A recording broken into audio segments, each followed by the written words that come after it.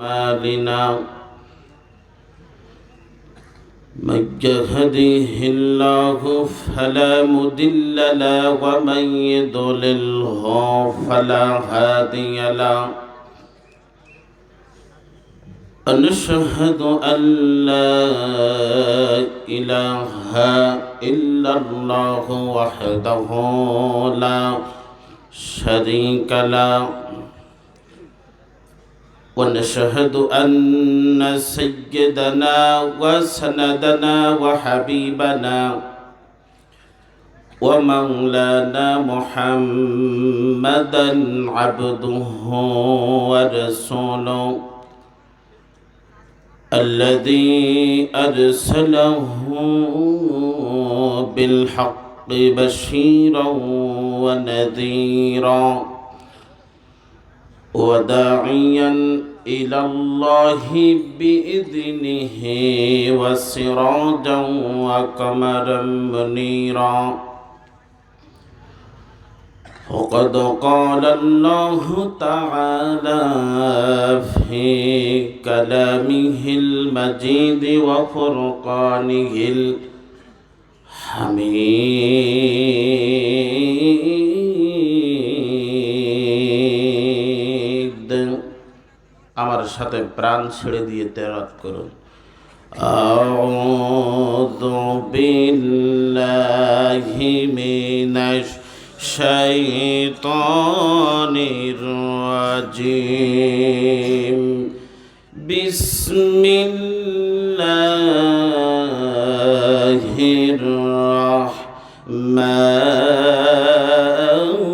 রাহমানির রাহিম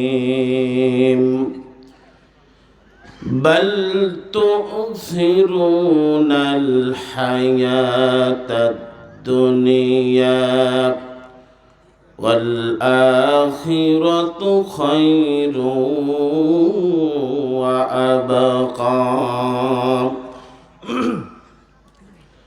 وقال تعالى عن أبي هريرة رضي الله تعالى عنه قال قال رسول الله صلى الله عليه وسلم الدنيا سجن المؤمن وجنة الكافر رواه البخاري وقال النبي صلى الله عليه وسلم يوشك أن يأتي على الناس زمان لا يبقى من القرآن إلا اسمه ولا يبقى من الإسلام إلا رسمه مساجدهم آمرة وهي خراب من الهدى علماؤهم شر من تحت أديم السماء وتخرج الفتنة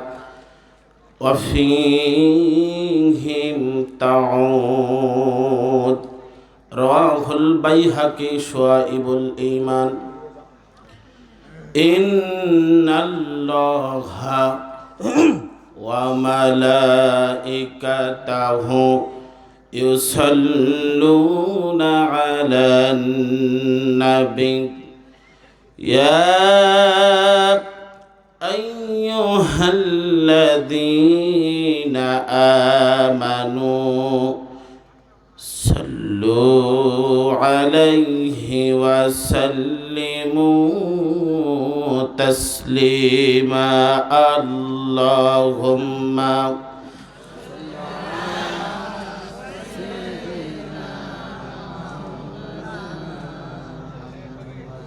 وعلى علي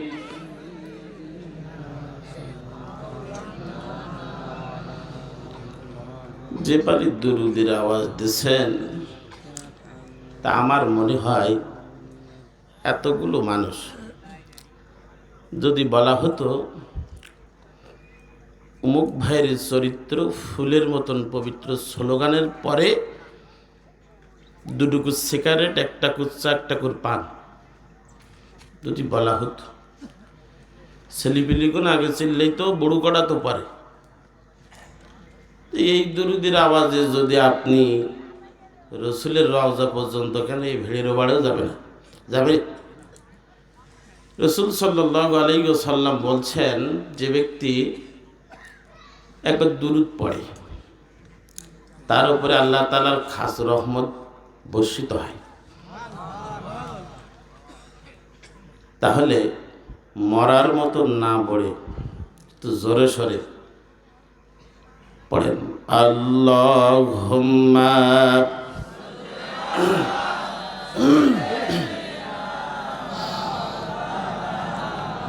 ওয়া আলা আলি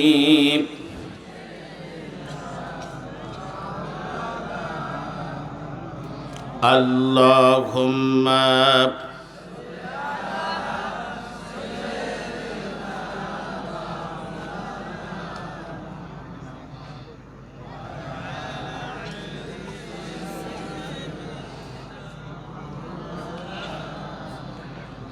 কোনটা তোমার বসত ভিটে, কোনটা তোমার ঘর, চিহ্ন রবে না ইট পাথরের মরণ আসার পর। কথা বলেন ঠিক কিনা? কোনটা তোমার বসত ভিটে, কোনটা তোমার ঘর, চিহ্ন রবে না ইট পাথরের মরণ আসার পর। এটা তোমার ওটা আবার, তাই নিয়ে ভাগাভাগি, টানা টানির এই যে খেলা, কঠিন রাগারাগি, এরই মাঝে উড়াল দিল সাদের কবুতর, চিহ্ন রবে না ইট পাথরের মরণ আসার পর, চিহ্ন রবে না ইট পাথরের মরণ আসার পর। ঐতিহ্যবাহী জলুলি কবরস্থান কমিটির উদ্যোগে আয়োজিত তাফসিরুল কোরআন মাহফিলের স্বনামধন্য সভাপতি, আমার আগে আলোচনা করেছেন বিশেষ আলোচক, প্রিয় ভাই, আমার অন্তত কাছের মানুষ, জনাব হযরত মাওলানা আলী হাসান মুজাহিদ বারাকাল্লাহু ফি হায়াতি।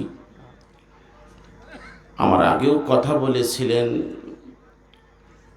যেহেতু পোস্টার নাই তো আন্দাজ বলতেছি, তৃতীয় বক্তা হিসেবে আমাদের হযরত মাওলানা হুমায়ুন কবির ভাই সহ সামনে যারা উপবিষ্ট আছেন, স্টেজে আছেন, পর্দার অন্তরাল থেকে যারা শুনতেছেন, সকলকে আবারও ভক্তিপূর্ণ সালাম জানাচ্ছি। আসসালামু আলাইকুম ওয়া রাহমাতুল্লাহি ওয়া বারাকাতুহু।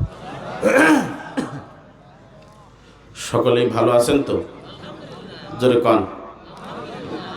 আপনারা আওয়াজ দেবেন, কারণ প্যাসেঞ্জার যদি কথা না বলে গাড়ি চলে না।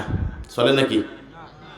দেখবেন ফাঁকে ফাঁকে গাড়ির খোলে, বাসের খোলে জোরে জোরে কথা বলবেন, গাড়ি চলে না, আস্তে চলতেছে, দেখবেন গাড়ি আরও গ্যার বাড়বে। কিন্তু ড্রাইভার যদি শ্রোতার আওয়াজ না পায়, ড্রাইভার যদি প্যাসেঞ্জারের আওয়াজ না পায়, গাড়ি আস্তে চলে। এই জন্য কথার সাথে সাথে জোরে জোরে আওয়াজ দেবেন, দেওয়ার সাথে সাথে আমার গ্যার বেরিয়ে যাবে। কথা ঠিক না? এই জন্য সকল প্রশংসা সে আল্লাহ তাআলার, যে আল্লাহ তাআলা আপনাকে আমাকে এই রাত্রিবেলা, কত মানুষ ঘুমিয়ে রয়েছেন, তার মধ্য থেকে বাছাই করে কোরআনের ময়দানে নিয়ে এসেছেন। এই জন্য জবান খুলে বলছে আলহামদুলিল্লাহ। অনেকে আসতে পারিনি, বা অনেকে দাঁড়ায় আছে, দেখি হুজুর উঠি যদি গুড়ুম গাড়াম করে তাহলে যাব, আর নাই কি মাটাকে ঘুম পাড়বো কী করতে। এরকম মন মানসিকতা আছে, কারণ এক একজনের মন এক এক রকম, সবার মন একই হবে না। আলী হাসান ভাই যে আলোচনা করে গেছে, এরপরে আর কিছু লাগে না, কারণ সবই তো একই জায়গায়। তারপরেও আমি অত দূর থেকে এসেছি আপনাদের সামনে কথা বলার জন্য। আমার আলোচনায় শেষ পর্যন্ত থাকবেন তো ইনশাল্লাহ? আসুন দুরূদ আর সালাম পাঠ করি বিশ্ব নবী জনাবে মুহাম্মদ রাসূলুল্লাহ সাল্লাল্লাহু। মুহতারাম হাজরিন, আমরা যে সময় মাহফিলে উপস্থিত হয়েছি, আপনি যদি একটু লক্ষ্য করে দেখেন, গোটা বিশ্বে মুসলমানদের রক্ত নিয়ে হলি খেলা হচ্ছে। কথা বলেন ঠিক না বেঠিক? যেখানে তাকাবেন মুসলমানের রক্ত, বায়ে মুসলমানের রক্ত, পিছনে মুসলমানের রক্ত। কতক্ষণ ঠিক কিনা? বা যারাই ষড়যন্ত্র করতেছে তারাও মুসলমান, যারা মারতেছে তারাও মুসলমান, যারা গুলি করার হুকুম দিচ্ছে তারাও মুসলমান। এখন এই মুসলমানকে মেরে রক্ত রঞ্জিত করে গোটা দেশ, গোটা বিশ্বকে রক্ত রঞ্জিত করছে। কথা বলেন ঠিক না বেঠিক? মুসলমান ভাইরারে গভীর মনোযোগ। মনে করেছিলাম ভূমিকার আগে গরম হব না, কিন্তু আপনারা কথা বলতেছেন না, এই জন্য বলতেছি। যেখানেই তাকাবেন মুসলমানের রক্ত বলতে, কিছুদিন আগে আমাদের মাঝে ঘটে গেল যে ক্ষমতায় থাকার জন্যে লক্ষ লক্ষ মানুষকে গুলি করে মেরেছে, মারার পরও হুমকি দিয়েছে আরও মেরে ফেলো, আমার ক্ষমতা দরকার। আল্লাহ তাআলা বলছেন ক্ষমতার মালিক আমি, ক্ষমতাতে দিতে পারে আমি, ক্ষমতার নামানের ক্ষমতা আমার। এই জন্য গত যারা হয়ে গেছে লক্ষ লক্ষ মানুষকে মেরে, মানুষকে হত্যা করে, জখম করে জীবন বিলিয়ে দিয়েছে আমার তরুণ যুবক ভাইয়েরা, এই নাস্তিক বেঈমানের উত্তরসূরি যারা এখনো পর্যন্ত আছে, নাস্তিকদের পক্ষে কথা বলে, মুসলমানদেরকে হত্যা করে, তাদেরকে বেউজ্জতি করতে চায়। বুকের বোতাম খুলে দিয়ে শহীদ আবু সাঈদ ভাই রক্ত দিয়েছেন। এই বাংলার জমিনে কোরআন দিয়ে রাষ্ট্র চলবে, কোরআন দিয়ে গোটা বাংলাদেশ চলবে, গোটা বিশ্ব চলবে। কোন নাস্তিক বেঈমান কাফেরদের কথায় চুল পরিমাণ কোরআন থেকে বিচলিত হতে যাবে না। কথা বলেন ঠিক না বেঠিক? আরেকবার দীপ্ত কণ্ঠে আওয়াজ করুন, গোটা বাংলাদেশ থেকে আওয়াজ চলতে হবে। ঝিনাইদহ মহেশপুর থেকে, এই মহেশপুর থানার আওতাধীন জলিল কবরস্থানের এই কমিটি থেকে, তাফসীর কোরআন মাহফিল থেকে আওয়াজ তুলতে হবে। একটাই আওয়াজ, আগামীর সংসদ হবে কোরআনের সংসদ, আগামীর বাংলাদেশ হবে কোরআনের বাংলাদেশ। কোন নাস্তিক বেঈমান যতই বলুক, কোরআন দিয়ে জীবন চালানো যাবে না, সংসদ চলবে না। আমরা বলতে চাই কোরআন চলবে, কোরআনের আইন দিয়ে সংসদ পরিচালিত হবে। কথা বলেন ঠিক না বেঠিক? মুসলমান ভাইরারে গভীর মনোযোগ, আলোচনা করব, আপনাদেরকে বুঝতে হবে। আসুন আমরা কোরআনুল কারীম থেকে আয়াতে কালিমা পড়ে ভিতরে ঢুকতে চাই। আল্লাহ রাব্বুল আলামিন বলছেন, আসুন আমরা শুনি। আমার সাথে ঠোঁটটা মিলে একটু পড়ুন। আউযু বিল্লাহি মিনাশ শাইতানির রাজিম। বিসমিল্লাহির রাহমানির রাহিম। বাল তু'সিরুনাল হায়াতাদ দুনিয়া ওয়াল আখিরাতু খায়রুন ওয়া আবকা। আল্লাহ রাব্বুল আলামিন কোরআনুল কারীমের ভিতরে সূরাতুল আ'রাফ বর্ণনা করতেছেন, ও দুনিয়ার মানুষ,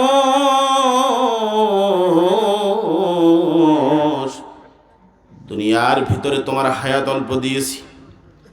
তুসিরুনাল হায়াতাদ দুনিয়া ওয়াল আখিরাতু খায়রুন ওয়া আবকা। এই যা তুমি দেখতেছো, এই দুনিয়ার হায়াত অল্প দিয়েছি, তোমাদেরকে বাছাই করব, পরকাতের জীবনটাকে বেশি প্রাধান্য দাও। আল্লাহ রাব্বুল আলামিন সূরাতুল আনকাবুতের ভিতরে সুন্দর করে বলতেছেন, দুনিয়ার হায়াত অল্প হলে আল্লাহ তাআলা পরীক্ষার মাধ্যমে দুনিয়া থেকে বাছাই করবেন। কোরআনুল কারীমের ভিতরে বলছেন, আহাসিবান নাসু আন ইতরাকু আন ইয়াকুলু আমান্না ওয়া হুম লা ইফতানুন।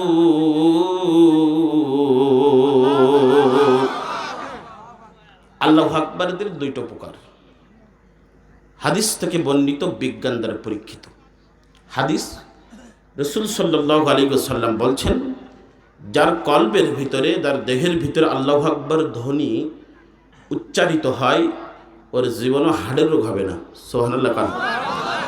প্রথম নাম্বার, বিজ্ঞান পরীক্ষা করে দেখেছে, যখন বান্দা আল্লাহু আকবারের ধ্বনি দেয়, এই শরীরের ভিতরে একটা কম্পন সৃষ্টি হয়, যে কম্পন হাত পর্যন্ত নড়ে যায়। সুবহানাল্লাহ।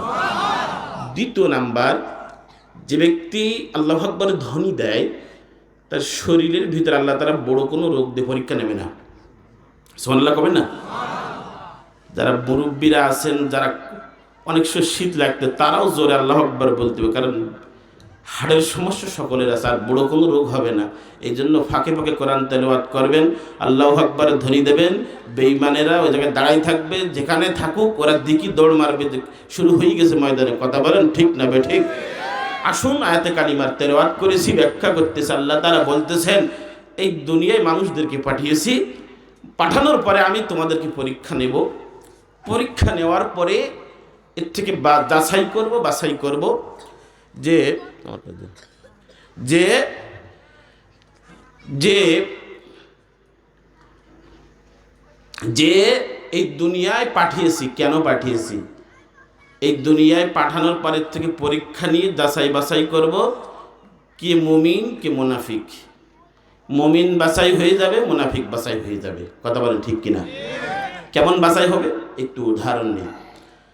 আল্লাহ রাব্বুল আলামিন কোরআনুল কারীমের ভিতরে সুন্দর করে বলতেছেন, রসুলের যুগে রসুল যখন নবুয়াতের দায়িত্ব পাওয়ার পর যখন এক এক করে দায়িত্ব প্রচার করতেছেন, প্রসার করতেছেন, গোপনে কিছুদিন দিলেন, প্রকাশ্যে দেওয়া যখন শুরু করলেন, মানুষ যখন একের পর এক যখন কোরআনের দিকে সুজে আসতে লাগলো, রসুলের জলিল কদর একজন সাহাবীর ঘটনা বলে আমি মূল আলোচনায় চলে যাব। রসুলের জলিল কদর সাহাবী, নাম তার আবু যার গিফারি রাদিয়াল্লাহু তাআলা আনহু। শুনলেন মক্কার জমিনে এমন একজন ব্যক্তি কুরাইশ গোত্র থেকে কোরআনের দাওয়াত দিচ্ছেন। সমাজের ভিতরে দেবদেবীর যারা পূজা করত তাদেরকে ছেড়ে দিয়ে এক আল্লাহর কথা বলতেছেন, সমাজের ভিতরে প্রচার করতেছেন।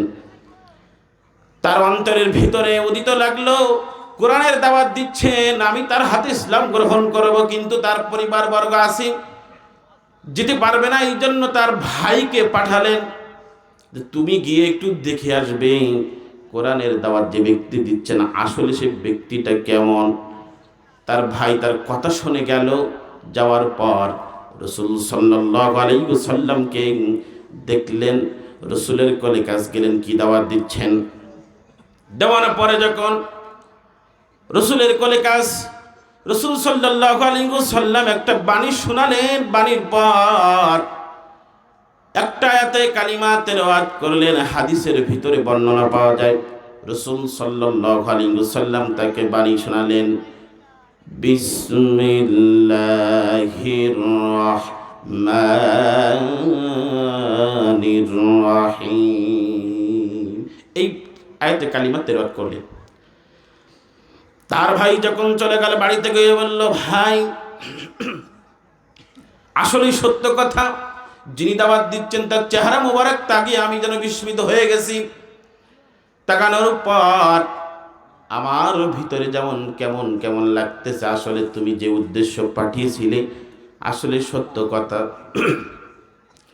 তিনি যে দাওয়াত দিচ্ছেন সেটাও সত্য কথা। তিনি আবু যার গিফারি রাদিয়াল্লাহু তাআলা আনহু যখন চলে গেলেন, তার কথার পরে আবু যার গিফারি বাড়ি ছেড়ে চলে গেলে রসুলের দরবারে মক্কায়। তখন কঠিন 144 ধারা, যে মুহাম্মাদের নাম করবে কোরাস ফায়ার দিয়ে মেরে দেওয়া হবে। আবু যার গিফারি তখন আছেন মসজিদের ভিতরে, মক্কা কাবা শরীফে শুয়ে আছেন। দেখে কেউ বলতেছে না, কোনো কথা হয় না, শুধু স্লোগান দেয়। আবু জাহেল আসে আর বলে মুহাম্মাদের যে নাম নেবে তাকে কল্লা আলাদা করে দেওয়া হবে।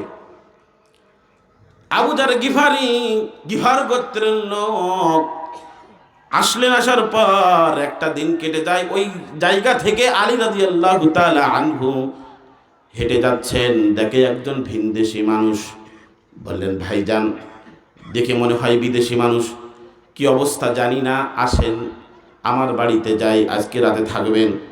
থাকার পর আলী পরের দিন আবার তাকে বিদায় করে দিলেন। দেওয়ার পর যখন ওই ব্যক্তি আসলেন, আবু যার গিফারি রাদিয়াল্লাহু তাআলা আনহু আবার মসজিদে শুয়ে আছেন। শোয়ার পর শুয়ে যখন আবার রাত হয়ে গেল, আলী রাদিয়াল্লাহু তাআলা আনহু আবার নিলেন। বলতে, ভাইজান সত্যি করে বলেন আপনি কোন জায়গায় এসেছেন? 2টা দিন পার হয়ে গেল, আপনি কোনো কথা বলেন না, শুধু ঘুমিয়ে যান। কি উদ্দেশ্যে এসেছেন? বলতেছে, ভাই জানের ভাইতে কিছু বলতে পারি না, সত্য করে বলেন আপনাদের এখানে মুহাম্মদ সাল্লাল্লাহু আলাইহি ওয়াসাল্লাম আব্দুল্লাহর সিনি যে দাওয়াত দিচ্ছে, সেই ব্যক্তিটাকে আমি খুঁজতেছি। বললেন, আমার পিছে পিছে আসেন। আসার পর আপনি বলবেন না আপনি আমার পিছনে যাচ্ছেন। কেউ যদি জিজ্ঞাসা করে, কেউ যদি আসে, আপনি হঠাৎ করে বসে থাকবেন, আমি পিচ্ছাপ ফেরার ভান করে এক জায়গায় চলে যাব, কাউকে জানানো যাবে না। লুকানো হয়েছে, রসুল জানের মায়ায় লুকিয়ে পড়েছে।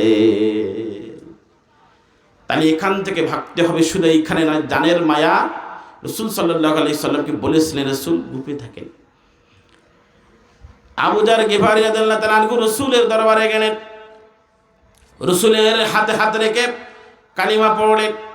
কালিমা পড়ার পর বলে, রাসূলুল্লাহ ইয়া হাবিবাল্লাহ, কালিমার দাওয়াত আমি প্রকাশ্যে দেব। বলল, আবু যার পাগল হয়ে যেও না, প্রকাশ্যে দেওয়ার দরকার নাই।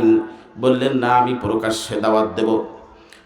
মক্কার কাবা ঘরের কাছে গিয়ে আবু যার গিফারি রাদিয়াল্লাহু তাআলা আনহু ইতিহাসের ভিতরে নাম তার উদিত আছে। 10 জন সাহাবী, যত জলিল কদর সাহাবী জান্নাতের সুসংবাদ প্রাপ্ত হয়েছিলেন, আবু যার গিফারিও তার ভিতরে ছিলেন।